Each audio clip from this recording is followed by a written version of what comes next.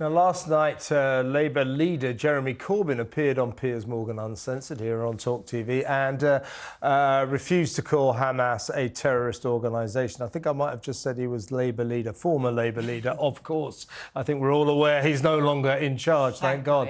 Now, that's Hamas, who murdered 1,200 people, including women and babies, on October the 7th.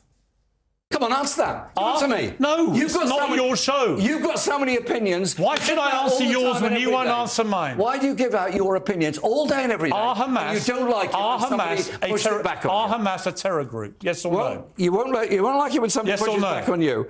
What I've said is... I've asked you two questions. Should Hamas stay in power and are they a terror group? You're refusing to answer either of them. That is very telling. And you wonder... It's not very telling. And you wonder why people think you had a problem with Jewish people. At all. Right? What is very telling is your inability to keep quiet for 30 seconds to allow anybody to answer a question. On my show, I ask people questions. You shout at people. Normally, they answer them. You shout at people. No, only when they won't answer the question. No, you shout at people all the time. You've deliberately not answered my question. Piers.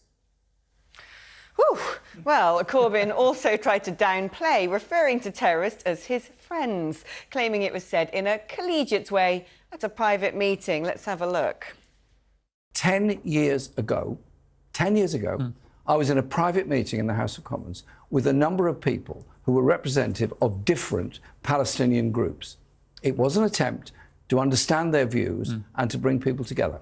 For a short time, a person who was related to Hamas left the room. And I said, in a collegiate, a friendly and appropriate way, as you would at any meeting, where's our friend from Hamas gone? Unfortunately for him, he also said it on video in front of a half-full hall of people. My pleasure and my honour to host an event in Parliament where our friends from Hezbollah will be speaking. I'd also invited friends from Hamas to come and speak. Joining us now is Jonathan Arkush, former president of the Board of Deputies of British Jews. Thank you for joining us, Jonathan. I mean, frankly, right there, we have an example of Jeremy Corbyn, shall we say, I'll say this diplomatically, being economic with the truth. What he said all I said was a guy from Hamas had left the hall, and all I said was, where's our friend from Hamas? Like a turn of phrase. Well, we just watched that footage there. It's just not true, is it? He's lying. I don't know if he's forgotten or he's lying, but to continue the quote, after you cut the video off, he said this: the idea that an organisation that is dedicated towards the good of the Palestinian people and bringing about long-term peace and social justice and political justice in the whole region should be labelled as a terrorist organisation by the British government is really a big, big historical mistake. We should have run that. I know, it's quite powerful stuff. I mean, one thing that strikes me, people might say, well, look, Jeremy Corbyn is no longer in politics. Everyone knows what his views are. He's had his moment and, you know, it's a different Labour Party now. And Sir Keir Starmer has done a lot to flush that sort of stuff out. He's been very strict on anti-Semitism. But it strikes me a lot of people in Starmer's cabinet were also there in Corbyn's cabinet, and his views were well documented. Does that unnerve you?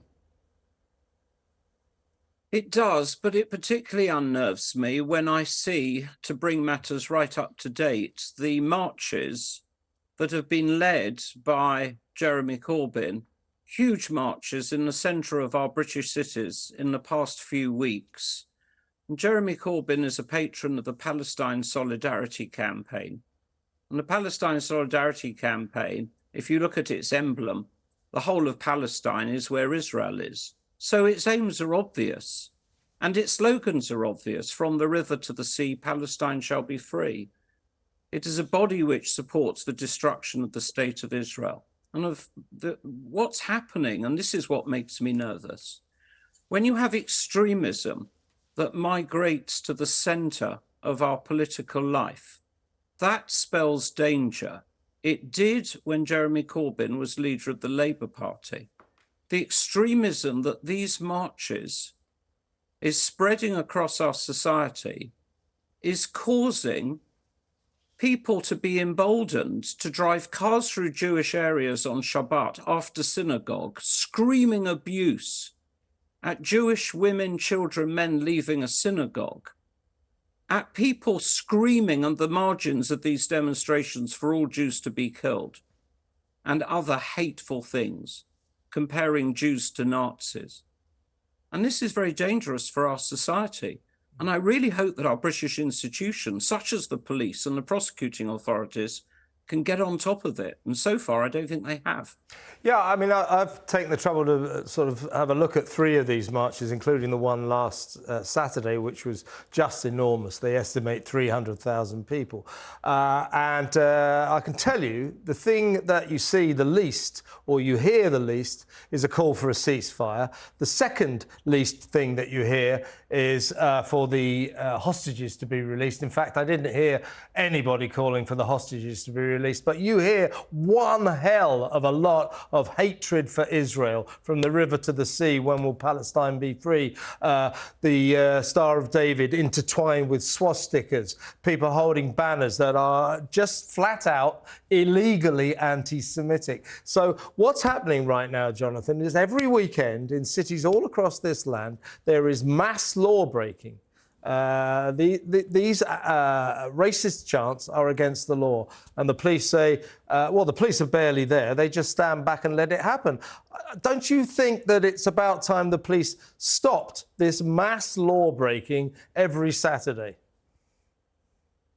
I'm in favour of the right of free speech, but it has to be in accordance with the law. And yes, I agree with you that where in front of the police's own eyes there is blatant breaches of the law, I want the police to stop holding back and to arrest the people responsible and make it clear with prosecutions that these actions are unlawful. I've no problem with people demonstrating in the streets for peace. We all want peace. I've no problem with people demonstrating in the streets for a ceasefire, if that's what they believe will help. But law breaking, attacks on Jews, egregious anti-Semitic hostility, which is spreading through our society, no, we can't allow it, surely. Yeah, well, I think you'll find 2 people in the studio who fundamentally agree with that. Thank you so much for your time, Jonathan Arkush.